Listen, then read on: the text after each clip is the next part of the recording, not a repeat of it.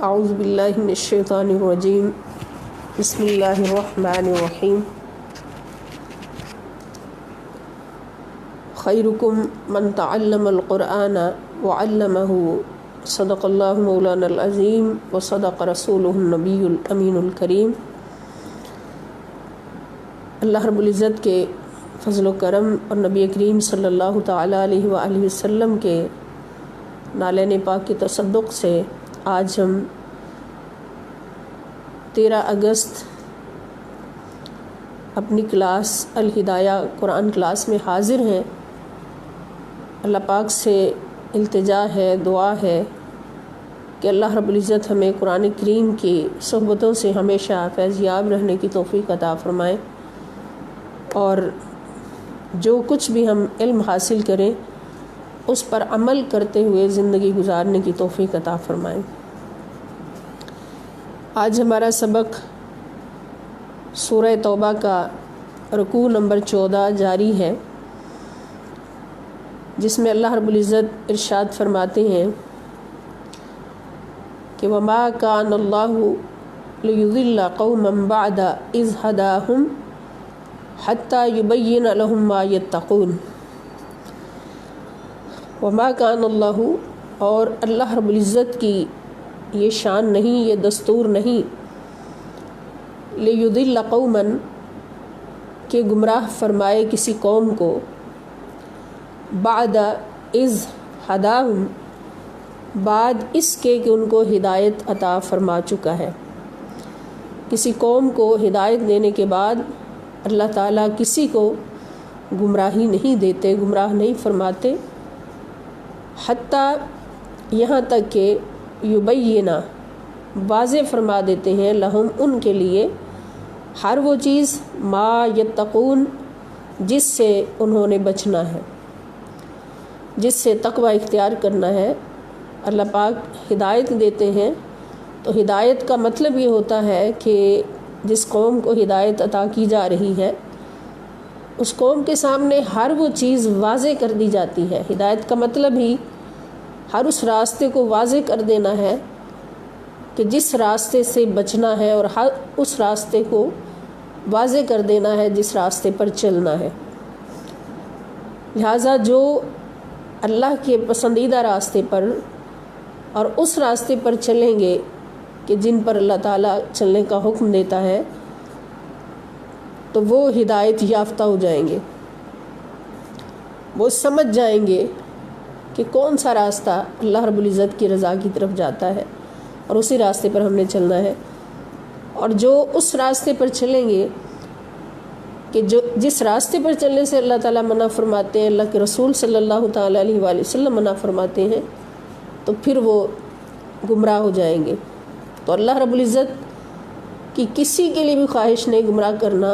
اللہ پاک نے ہر کسی کی ہدایت رکھی ہے، ہدایت کی آرزو فرمائی ہے، ہدایت کے لیے اہتمام فرمائے ہیں، اور اپنے نبی صلی اللہ تعالیٰ علیہ وآلہ وسلم سے فرما دیا ہے کہ کتب ربک علی نفسہ الرحمۃ، کہ آپ کے رب نے رحمت فرمانا اپنے اوپر لازم کیا ہوا ہے، یعنی اپنے اوپر فرض کیا ہوا ہے۔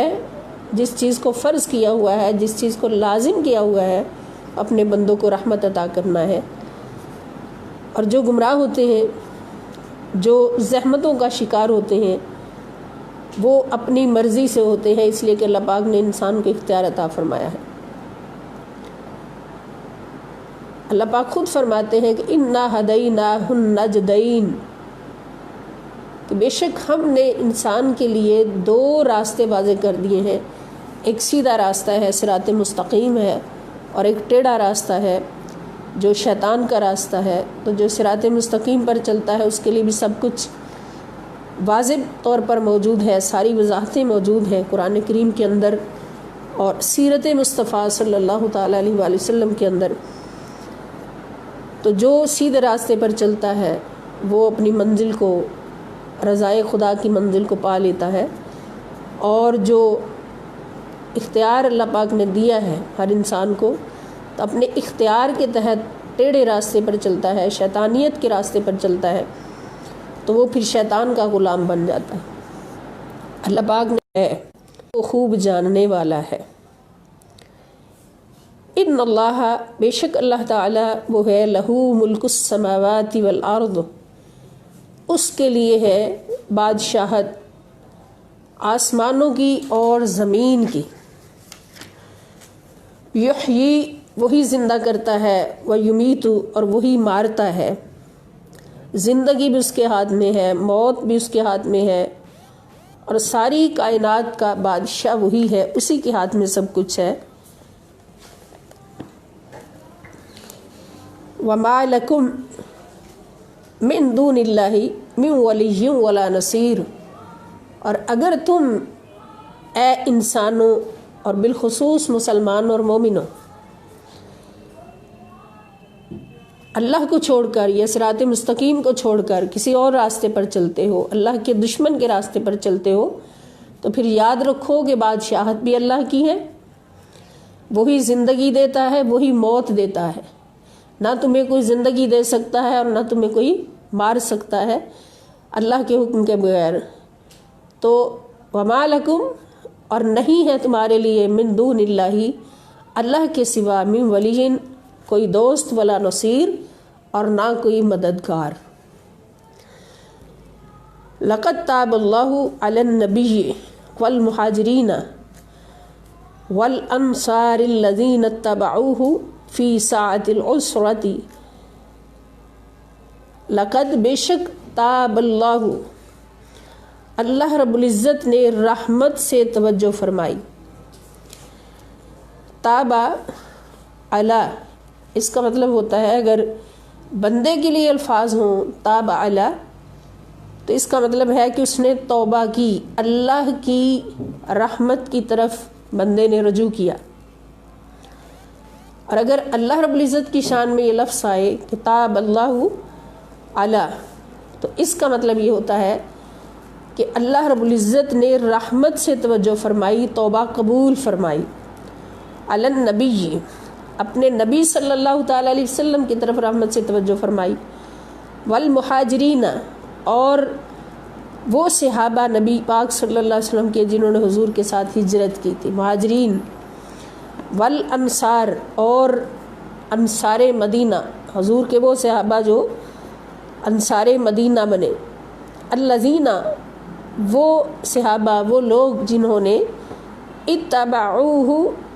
اتبعو، پیروی کی، ہو سے مراد رسول اللہ صلی اللہ علیہ وآلہ وسلم کی پیروی کی، فی ساعۃ العسرۃ، تنگی کی گھڑی میں، مشکل کی گھڑی میں، ساعت کے معنی گھڑی، وقت، اور اسرہ کے معنی مشکل، من بعدی، بعد اس کے، ما کادا، کہ قریب تھا، یزیغ، کہ ٹیڑے ہو جائے، قلوب فریق منہم، قلوب دل، فریق گروہ، منہم ان میں سے ایک گروہ کے دل ٹیڑے ہو جاتے، پھر جاتے، ثم تاب علیہم، پھر رحمت سے توجہ فرمائی ان کی طرف، انہ بہم، بے شک اللہ تعالیٰ ان کے ساتھ، رؤوف الرحیم، رؤوف بھی ہے اور رحیم بھی ہے۔ اب اس میں ذکر اس گھڑی کا ہے، مشکل کی گھڑی، غزوہ تبوک پر جانے کی گھڑی، کہ اس وقت سخت گرمی کا موسم، شدت کی پیاس، اور کھانے کے لیے بھی بہت کم، سفر پر روانہ ہوئے، سواریوں کی قلت، کھانے کی قلت، پینے کی قلت، اور سخت گرمی کا موسم، اور اس وقت جنہوں نے حضور علیہ السلام کا ساتھ دیا دین اسلام کی حفاظت کے لیے، اسٹیٹ آف اسلام کی حفاظت کے لیے، وہ کون تھے؟ اللہ پاک فرماتے وہ مہاجرین، انصار، اور وہ لوگ جنہوں نے نبی کریم صلی اللہ تعالیٰ علیہ وآلہ وسلم کی پیروی کی، حضور کا ساتھ دیا، حضور کے ساتھ گئے۔ ان لوگوں کا یہ حال تھا کہ سواری اتنی کم تھی کہ بعض 10 لوگوں کو ایک سواری ملی، اور باری باری وہ سوار ہوتے تھے، ایک اونٹ 10 لوگوں کو ملا، اور باری باری سوار ہوتے تھے، اور کچھ پیدل چلتے تھے۔ پھر کھانے کا عالم یہ تھا کہ ایسا وقت بھی آیا کہ ایک کھجور پر 2 لوگوں کو گزارا کرنا پڑا۔ آدھی آدھی کھجور کھانا پڑی اور پانی پینے کے لیے نہیں ملا۔ پیاس کی شدت کس طرح بجھائی کہ سواری والا اونٹ ذبح کر کے اس کے پیٹ سے جو پانی نکلتا ہے اس پانی کو پی کر صحابہ کرام نے اپنی پیاس بجھائی، لیکن حضور علیہ السلام کا ساتھ دیا۔ اور وہ لوگ جن کے دل پھرنے والے تھے، ٹیڑھے ہونے والے تھے، ان سے مراد کچھ صحابہ ہیں کہ جن کے دل میں یہ بات آئی کہ اتنی شدت کی گرمی ہے، ہم بھی کوئی بہانہ بنا لیتے ہیں، ہم بھی معذرت کر لیتے ہیں اور جہاد پر نہیں جاتے۔ تو لیکن اللہ پاک نے ان کو مضبوطی عطا فرمائی، ان کے دلوں میں جو شیطانی وسوسہ آ رہا تھا اس کو نکالا، اور توفیق الہی سے وہ جہاد میں شریک ہوئے۔ ان میں ایک ابو خیثمہ بھی تھے، حضور صلی اللہ علیہ وسلم کے صحابی۔ جب وہ اپنے گھر گئے روانگی سے پہلے، دیکھا کہ ان کی 2 بیویاں اور دونوں درختوں کی گھنی چھاؤں، چھپروں کی گھنی چھاؤں کے نیچے بیٹھی ہیں، ٹھنڈے پانی کے مشکیزیں رکھے ہیں اور مزیدار کھانا پک رہا ہے، پلنگ لگے ہیں، بیٹھی ہیں۔ تو جب ابو خیثمہ رضی اللہ تعالیٰ عنہ نے یہ سارا منظر دیکھا تو دہلیز سے ہی واپس آ گئے، فرمانے لگے کہ ابو خیثمہ یہ کیسے ہو سکتا ہے کہ اللہ کے نبی اتنی شدت میں، شدت کی گرمی میں، شدت کی پیاس میں اتنا مشکل سفر کریں اور تو اپنی 2 بیویوں کے ساتھ عیش کرے اور ٹھنڈی چھاؤں میں بیٹھ کر پانی ٹھنڈا پیے اور مزیدار کھانے کھائے۔ سب کچھ چھوڑ کر اپنی سواری پکڑی اور نبی کریم صلی اللہ تعالیٰ علیہ وآلہ وسلم کے پیچھے روانہ ہو گئے۔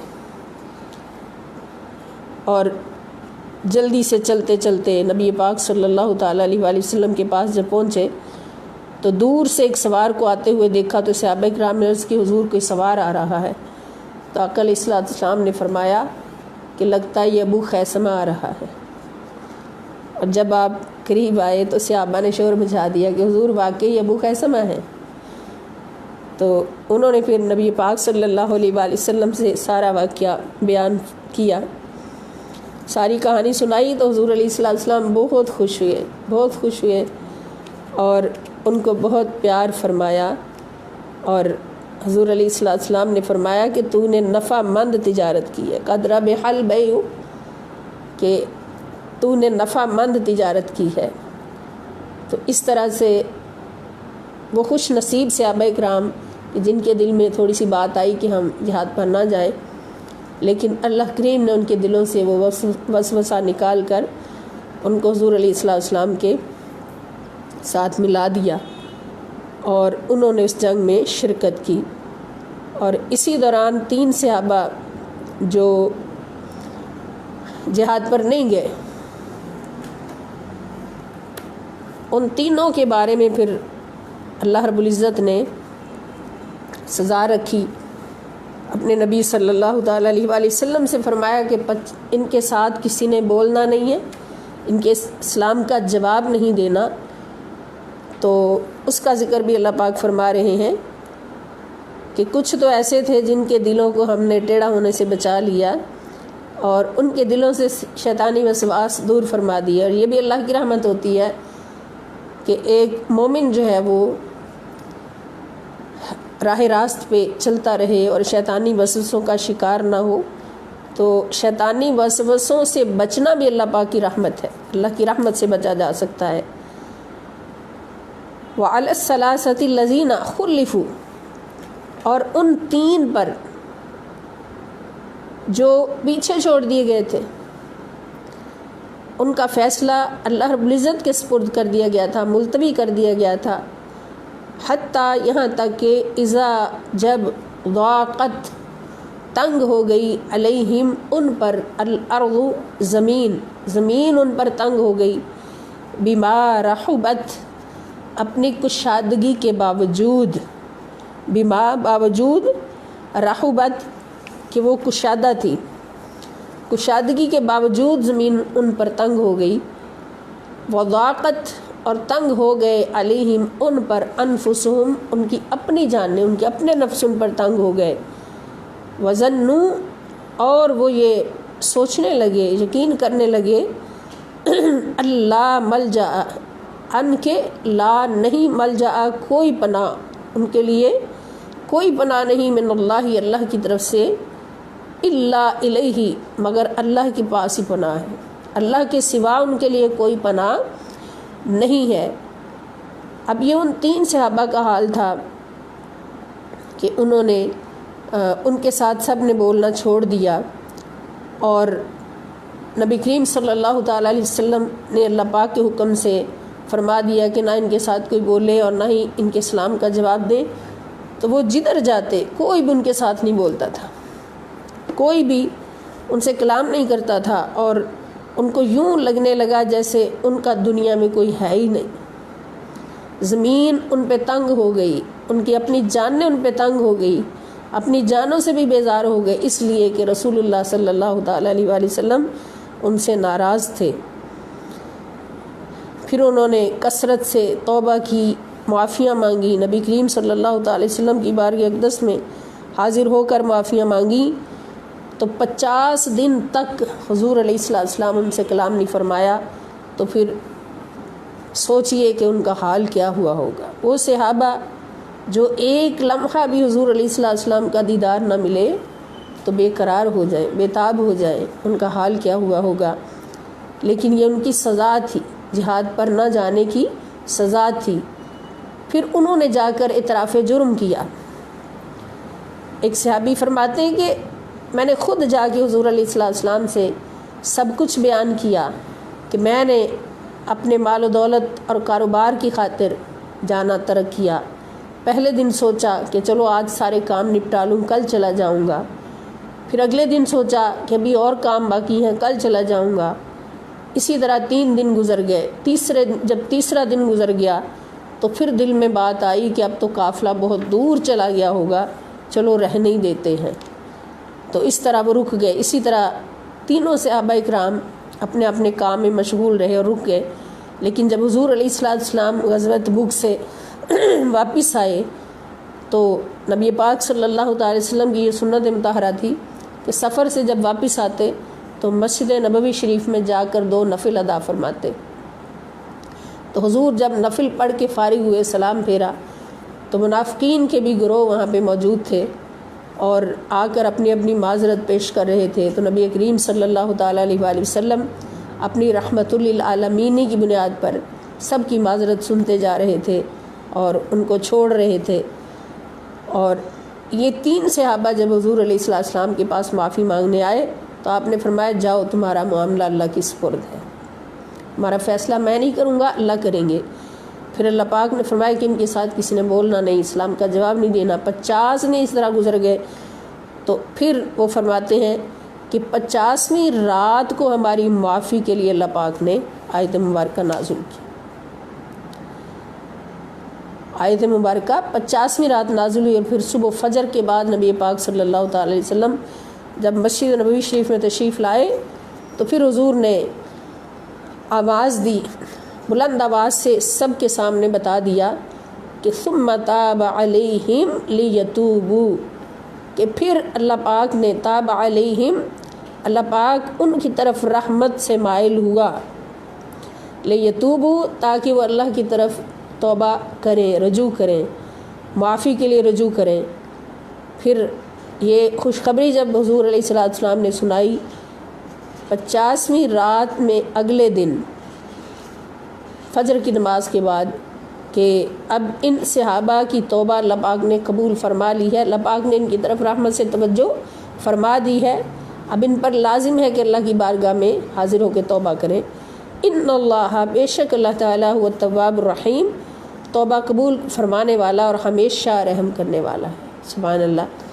جب ان صحابہ نے یہ مژدہ جاں فضا سنا تو خوشی سے رونے لگ گئے، خوشی سے دوڑتے ہوئے آئے، اور صحابہ اکرام دوڑتے ہوئے آئے اور انہوں نے آ کے ان کو مبارکبادیں دینا شروع کر دیں اور خوشیوں کے ڈنکے بجنے لگے، اور حضور علیہ السلام کا چہرہ انور بھی خوشی سے چمک رہا تھا۔ سبحان اللہ۔ اس سے ہمیں پتہ چلا کہ ہم کتنے ہی گناہ گار ہوں، ہماری توبہ اللہ پاک کے ہاں ضرور قبول ہوگی۔ اللہ تعالیٰ ہمیشہ ہمیں یہ دعوت دیتے ہیں کہ گناہ گاروں لا تقنطوا من رحمت اللہ کی رحمت سے کبھی بھی مایوس نہیں ہونا۔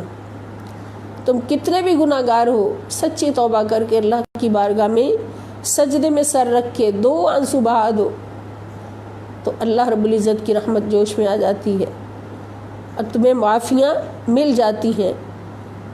اور جب تمہیں معافیاں ملتی ہیں تو اللہ کے رسول صلی اللہ تعالی وسلم اتنا خوش ہوتے ہیں کہ تمہارے نبی رحمت للعالمین نبی صلی اللہ تعالی وسلم کا چہرہ خوشی سے چمکنے لگتا ہے کہ میرے امتی کو معافی مل گئی، اس لیے کہ حضور علیہ السلام ہماری خوشیوں کے چاہنے والے ہیں، ہماری کامیابیوں کے چاہنے والے ہیں، ہماری راحتوں کے چاہنے والے ہیں۔ تو حضور علیہ السلام اتنا خوش ہوئے کہ حضور کا چہرہ مبارک خوشی سے چمکنے لگا۔ آگے اللہ پاک فرماتے ہیں کہ یا ایھا الذین آمنوا اتقوا اللہ، یا ایھا الذین آمنوا اے ایمان والو، اتقوا اللہ ڈرتے رہو اللہ تعالیٰ سے، تقوی اختیار کرو اللہ کی بارگاہ میں۔ اور تقوی کا معنی ہم بار بار بیان کر چکے ہیں، ریپیٹ کر چکے ہیں کہ تقوی کا مطلب عبادت کرنا نہیں ہے، نماز پڑھنا نہیں ہے، روزہ رکھنا، حج کرنا نہیں ہے۔ تقوی کا مطلب ہے ہر گناہ سے بچنا، ہر حرام سے بچنا، ہر نافرمانی سے بچنا، اللہ رب العزت کی منع کی ہوئی باتوں سے بچنا، اللہ کی حدود کی پابندی کرنا، شریعت مطہرہ کی حدود کی پابندی کرنا، یہ تقوی ہے۔ تو اللہ تعالیٰ کیا فرماتے ہیں کہ اے میرے بندو، اے میرے مومن بندو، میری چاہت ہے کہ تم ہمیشہ ہر حرام سے بچتے رہو، ہمیشہ تقوی اختیار کرو، تمہارا ظاہر بھی پاک رہے، تمہارا باطن بھی پاک رہے۔ وَكُونُوا اور ہو جاؤ مع الصادقین، سچوں کے ساتھ، صادقین کے ساتھ رہو، ہمیشہ صادقین کی صحبت اختیار کرو۔ صادقین کون ہے؟ جو سچ بولتے ہیں۔ اور سچ بولنے کا مطلب یہ نہیں کہ وہ عام روٹین میں، عام باتوں میں سچ بولتے ہیں۔ صادق کا سب سے پہلا مطلب یہ ہے، سب سے پہلا مفہوم یہ ہے کہ جو لا الہ الا اللہ محمد رسول اللہ پڑھتا ہے تو زندگی بھر اس پر قائم رہتا ہے۔ نماز میں اگر کہتا ہے ایاک نعبد و ایاک نستعین، تو نماز میں سے فارغ ہونے کے بعد جتنا وقت گزرتا ہے وہ اس پر قائم رہتا ہے۔ قرآن کریم میں اللہ پاک ایک مقام پہ فرماتے ہیں کہ والذین قالوا ربنا اللہ ثم استقاموا تتنزل علیہم الملائکہ الا تحزنوا وابشروا بالجنۃ التی کنتم توعدون، کہ بے شک وہ لوگ جنہوں نے ایک بار کہا کہ ہمارا رب اللہ ہے، ثم استقاموا پھر اس پر استقامت پذیر رہے، قائم رہے اس راستے پر، تتنزل علیہم الملائکہ تو ان پر اللہ کے فرشتوں کا نزول ہوتا ہے۔ یعنی جو شخص، جو مومن لا الہ الا اللہ کا دعویٰ کرتا ہے، محمد رسول اللہ کا دعویٰ کرتا ہے، اور پھر اسی دعوے پر چلتے ہوئے زندگی گزارتا ہے کہ میرا خدا، اس کے سوا میرا کوئی خدا نہیں، اور میرے رسول صلی اللہ تعالی وسلم ان کے سوا میرا کوئی آئیڈیل نہیں، اللہ سے ملانے والے مجھے محمد مصطفیٰ صلی اللہ علیہ وسلم اور حضور کی سیرت مطہرہ میری زندگی ہے، میری بندگی ہے۔ تو تتنزل علیہم الملائکہ، ان پر فرشتوں کا نزول ہوتا ہے، اور فرشتے ان سے کیا کہتے ہیں؟ اللہ تخافوا ولا تحزنوا، کہ اب تمہیں کوئی خوف نہیں، کوئی غم نہیں۔ ہائے ہائے، کہ جس نے سچا ہو کر دکھایا، صادق ہو کر دکھایا، صادقین کی صف میں شامل ہو گیا، فرشتے کیا کہتے ہیں؟ اب تمہیں نہ کوئی خوف ہے، نہ کوئی غم ہے۔ اللہ تخافوا ولا تحزنوا وابشروا بالجنۃ التی کنتم توعدون، اور خوشخبری پاؤ، ابشروا خوشخبری پاؤ बिल जन्नत लती, उस जन्नत की कुंतुम तुअदून, जिसका तुमसे वादा किया जाता है। ये किसकी शान है? जो सादकीन है, सच बोलते हैं, झूठ नहीं बोलते। अगर कहते हैं अल्लाह हमारा रब है तो अल्लाह को ही अपना रब मानते, किसी और का अपना रब नहीं बनाते, अल्लाह की मानते हैं। अल्लाह को रब कौन मानता है? जो अल्लाह की मानता है, सिर्फ अल्लाह को नहीं मानता। नमाज पढ़कर ये नहीं कहता कि नमाज पढ़ ली, फ़र्ज़ था पूरा कर लिया। अब जो अल्लाह पाक ने कहा है ज़रूरी नहीं वो पूरा किया जाए, नाउज़ बिल्लाह। किसी ने कहा ना कि मुसलमान और मोमिन में क्या फ़र्क है, तो जवाब देने वाले ने बड़ा प्यारा जवाब दिया कि मुसलमान वो है जो अल्लाह को मानता है, और मोमिन वो है जो अल्लाह को मानने के साथ साथ अल्लाह की मानता है। जब ला इलाहा इल्लल्लाह पढ़ा तो फिर अल्लाह की माननी, हर बात अल्लाह की माननी, किसी और की नहीं माननी। और मुहम्मदुर रसूलुल्लाह पढ़ा तो फिर हर बात मोहम्मद मुस्तफ़ा सल्लल्लाहु अलैहि वसल्लम की माननी, किसी और की नहीं माननी। ये है सादिकीन। तो अल्लाह ताला फरमाते हैं ईमान वालों हमेशा तकवा इख्तियार किए रखो, तकवा पर कायम रहो और हमेशा सच्चों की सोहबत इख्तियार करो, सादिकीन की सोहबत इख्तियार करो। ये हुक्म सहाबा किराम के लिए और सहाबा के तवस्सुत से हम सब के लिए, क़यामत तक आने वाले हर मोमिन के लिए, मुसलमान के लिए। मा काना लि अहलिल मदीनती, अल्लाह ताला फरमाते कि अहले मदीना की ये शान नहीं। व मन हौलहुम, और जो उनके इर्द गिर्द हैं, मिनल आराबी, आराबी देहाती, और जो उनके इर्द गिर्द देहाती हैं, उनकी ये शान नहीं। अन यतखल्लफू, कि वो पीछे बैठ रहते, अन रसूलिल्लाहि, रसूलुल्लाह सल्लल्लाहु अलैहि वसल्लम के।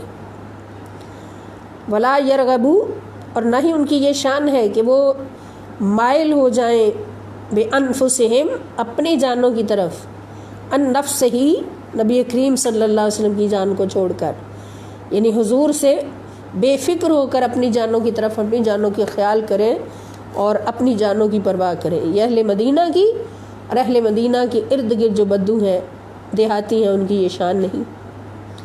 ज़ालिका बिअन्नहुम, ये इसलिए कि उन्होंने,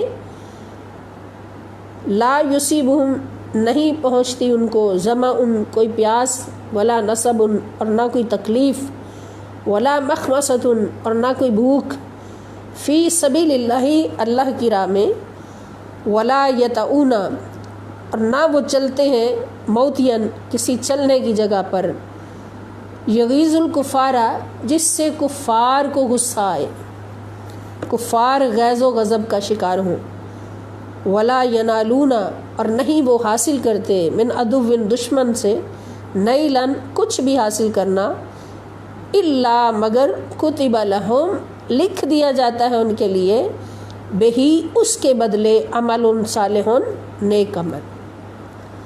यानी इसलिए कि इन लोगों की ये शान है कि इनको कभी प्यास की तकलीफ़ पहुँचे, कभी भूख की तकलीफ़ पहुँचे, कभी और कोई तकलीफ़ पहुँचे, अल्लाह की राह में चलते हुए, या ये दुश्मन के को गुस्सा दिलाने के लिए मैदान में निकले, दुश्मन इस्लाम को गुस्सा दिलाने के लिए मैदान में निकलें और दुश्मन से कुछ भी हासिल करें, तो माले गनीमत इससे मुराद, तो इन सारी बातों के इवज़, इन सारे आमाल के इवज़ उनके लिए अल्लाह ताला नेक अमल लिख देता है। अल्लाह की राह में है, उनको भूख पहुँचती है, प्यास पहुँचती है, पीने के लिए पानी नहीं है, बर्दाश्त करते हैं, खाने के लिए खाना नहीं है, बर्दाश्त करते हैं, तो उनके लिए हर कदम पर नेक अमल लिखा जाता है, हर कदम पर नेकी लिखी जाती है। तो जो सहाबा इतनी मशक्क़तें बर्दाश्त करके हुजूर सल्लल्लाहु अलैहि वसल्लम के साथ ग़ज़वा तबूक पर जा रहे थे, अल्लाह पाक उनकी ये शान बयान फरमा रहे। उनको हर कदम के बदले जो उन्होंने तकलीफ़ें उठाई अल्लाह की राह में नबी करीम सल्लल्लाहु अलैहि वसल्लम का साथ देते हुए, अल्लाह ताला ने हर कदम के बदले उनको नेक अमाल کا اجر عطا فرمایا۔ ان اللہ، بے شک اللہ تعالیٰ، لا یضیع، ضائع نہیں فرماتا، اجر المحسنین، احسان کرنے والوں کا اجر۔ جو اللہ کی راہ میں نیکیاں کرتا ہے اور بڑھ بڑھ کے نیکیاں کرتا ہے، فرض سے بڑھ کر نیکیاں کرتا ہے، تو اللہ پاک اس کے اجر کو ضائع نہیں فرماتا۔ ولا ينفقون نفقۃ، اور وہ مجاہدین، مدینہ میں رہنے والے، مدینہ سے کے ارد گرد دیہات میں رہنے والے، وہ مجاہدین خرچ نہیں کرتے نفقتاً، کوئی بھی خرچہ، صغیرتاً، چھوٹا ہو، ولا کبیرتاً، بڑا ہو، چھوٹا ہو یا بڑا ہو، جو بھی خرچ کرتے ہیں، ولا یقطعون، اور نہیں وہ طے کرتے، وادیاً، کسی وادی کو، الا، مگر، کتب لہم، لکھ دیا جاتا ہے ان کے لیے، لیجزیہم اللہ احسن، تاکہ جزا دے، بدلہ دے ان کو اللہ تعالیٰ اس سے بہترین جو انہوں نے عمل کیا، ما کانوا یعملون، جو وہ عمل کرتے تھے۔ یعنی یہ وہ ہستیاں ہیں کہ کچھ خرچ کریں، تھوڑا خرچ کریں یا زیادہ خرچ کریں، اور کسی وادی کو طے کریں اللہ کی راہ میں جہاد کے لیے، تو اللہ تعالیٰ اس کے بدلے ان کے لیے اس سے کہیں بہترین، کہیں بڑھ کر اجر لکھ دیتا ہے۔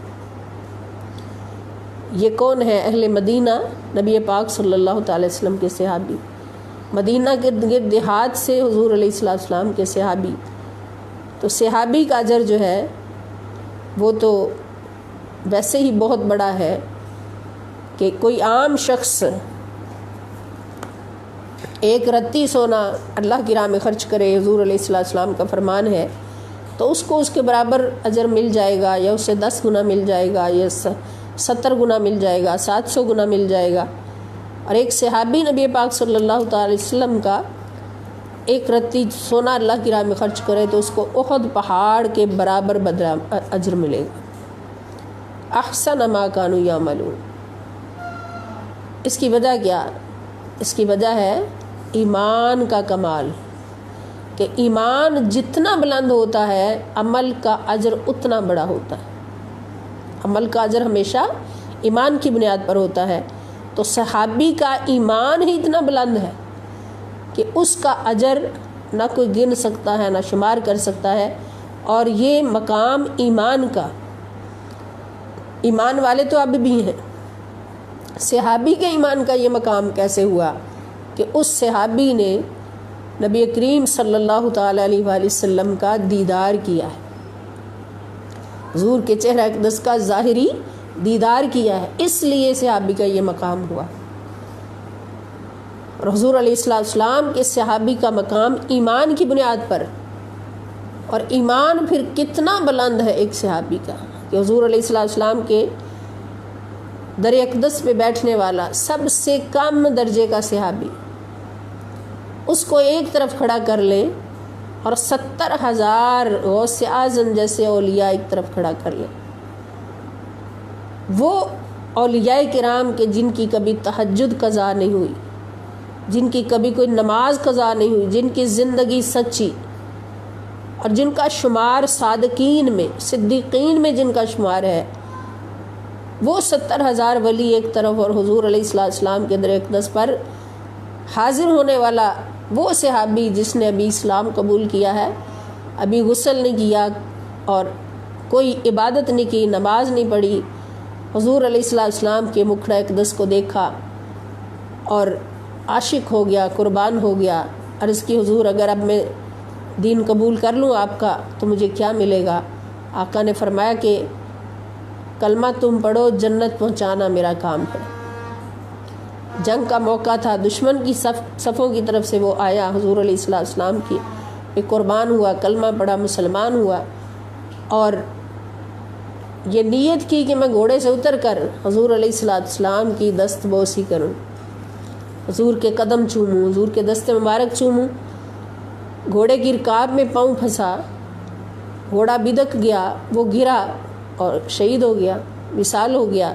تو حضور علیہ السلام نے فرمایا کہ یہ میرا صحابی ہے، اس کو غسل بھی دیا جائے، اس کا نماز جنازہ بھی پڑھا جائے، اور یہ جنتی۔ جنت میں میرے ساتھ ہوگا۔ اس صحابی کو جس نے بھی غسل بھی نہیں کیا تھا، قرآن بھی نہیں پڑھا تھا، نماز بھی نہیں پڑھی تھی، اس صحابی رسول صلی اللہ تعالی وسلم کو ایک طرف کھڑا کر لیں اور 70,000 کامل اولیاء ایک طرف کھڑا کر لیں تو 70,000 اولیاء کی عظمت مل کر بھی اس صحابی کے قدموں کی خاک تک نہیں پہنچ سکتی۔ یہ صحابی کا مقام ہے، اور اس صحابی رضی اللہ تعالیٰ عنہ کو یہ مقام کہاں سے ملا؟ کیا کثرت سے نمازیں پڑھنے سے ملا، یا کثرت سے روزے رکھنے سے ملا؟ نہیں، اس کو یہ مقام ملا تو فقط اور فقط دیدار مصطفیٰ صلی اللہ تعالی علیہ وسلم سے، حضور کے ایک دیدار سے ملا۔ تو یہ صحابی کا مرتبہ کہاں سے آیا؟ نسبت مصطفیٰ صلی اللہ علیہ وآلہ وسلم سے آیا۔ اور پھر کوئی کہے کہ حضور کچھ نہیں دے سکتے، نعوذ باللہ، حضور سے مانگنا منع ہے، شرک ہے۔ اللہ تو جو کچھ دیتا ہے در مصطفیٰ سے دیتا ہے۔ صحابہ کرام کو جو کچھ ملا ہے، خدا کی قسم، دینے والا خدا ہے، عطا کرنے والا خدا ہے، اور تقسیم کرنے والے مصطفیٰ ہیں صلی اللہ علیہ وسلم۔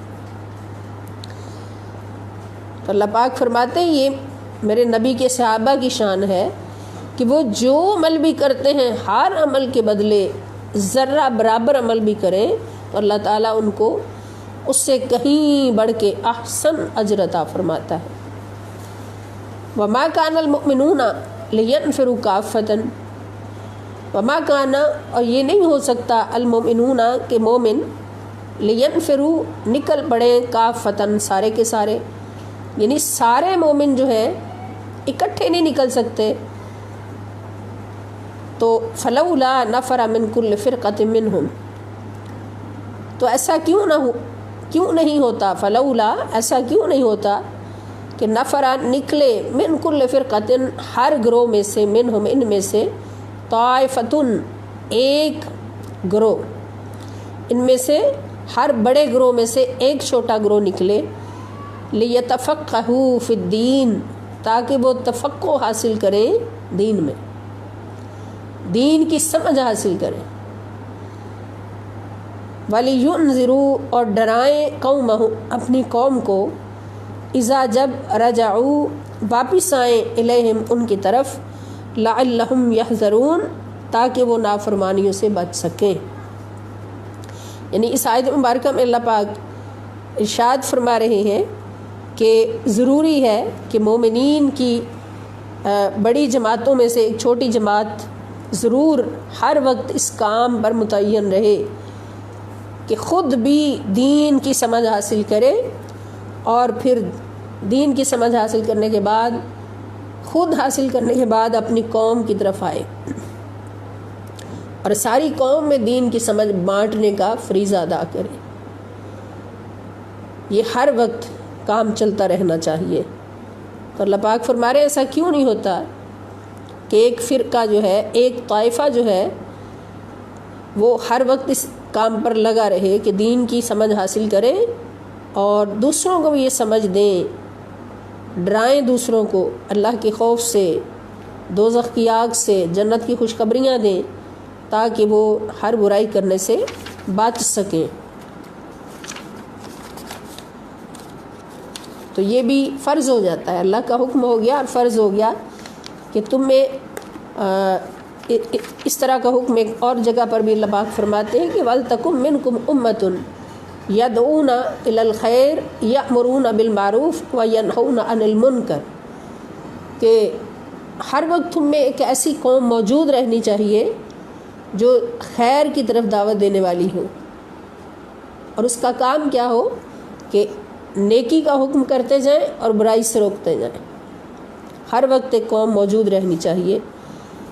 تو اللہ پاک ہمیں توفیق عطا فرمائے کہ ہم اللہ تعالیٰ سے یہ آرزو کرتے ہیں کہ ہمیں اس قوم میں شامل فرمائیں کہ خود بھی دین کی سمجھ حاصل کریں اور دوسروں کو بھی دین کی سمجھ عطا کرنے کی ڈیوٹی ادا کریں، اور خود بھی سنور جائیں اور دوسروں کو بھی سنوارنے کے لیے کوششیں کریں۔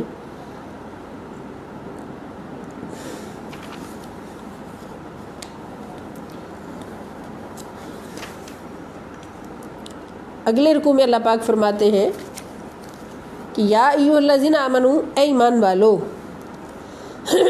قاتلو، لڑتے رہو، الذین، ان لوگوں سے، یلونکم، جو تمہارے ارد گرد ہیں، من الکفار، کافروں میں سے، جو کافر تمہارے ارد گرد ہیں ان کے ساتھ جنگ جاری رکھو، جنگ کرو، ولیجدوا، اور چاہیے کہ وہ پائیں، فیکم، تمہارے اندر، غلظۃ، سختی۔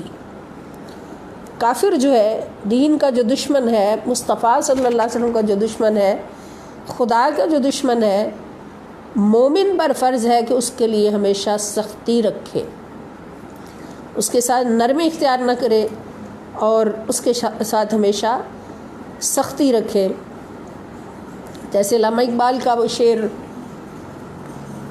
اسی آیت کی تفسیر ہے کہ ہو ہلکا یاراں تو بریشم کی طرح نرم، یعنی مومن کی یہ شان علامہ اقبال نے بیان فرمائی ہے کہ ہو ہلکا یاراں تو بریشم کی طرح نرم، رزم حق و باطل ہو تو فولاد ہے مومن۔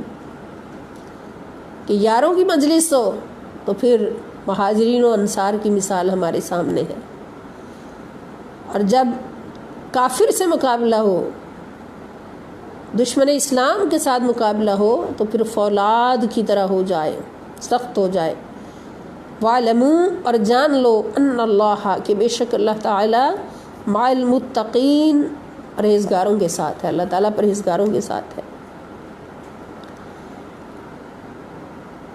اللہ پاک ہمیں پرہیزگاروں کی صف میں ہمیشہ شامل رہنے کی توفیق عطا فرمائے، اور ان خوش نصیبوں کے گروہ میں شامل فرمائیں کہ جو خود بھی قرآن سیکھتے ہیں، دوسروں کو بھی سکھاتے ہیں، اور قرآن پڑھتے پڑھتے خود قرآن بن جاتے ہیں۔ اللہ تعالی ہم سب کو ایسے طالب علم رہنے کی توفیق عطا فرمائیں۔ وما علیہ الا البلاغ المبین۔ السلام علیکم ورحمۃ اللہ وبرکاتہ، وإلی اللقاء انشاءاللہ تعالی۔ آئندہ ہماری کلاس انشاءاللہ بروز بدھ ہوگی اور 3 بجے ہوگی۔